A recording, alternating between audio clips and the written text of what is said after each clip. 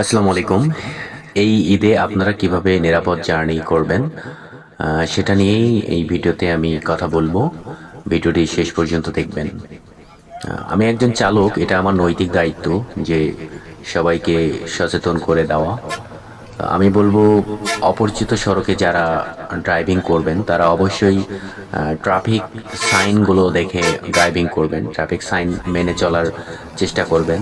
তাহলেই দুর্ঘটনা থেকে এড়ানো সম্ভব।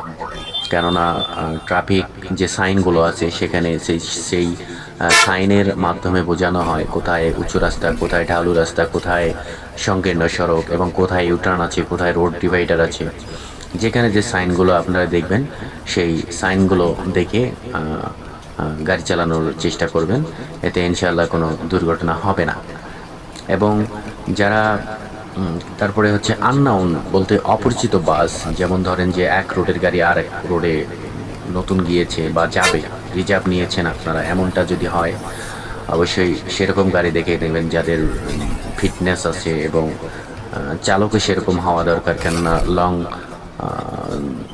লং রোডে গাড়ি চালানোর অভিজ্ঞতা থাকা অবশ্যই জরুরি এবং রাত জেগে গাড়ি চালানো অভিজ্ঞতা থাকাটাও জরুরি।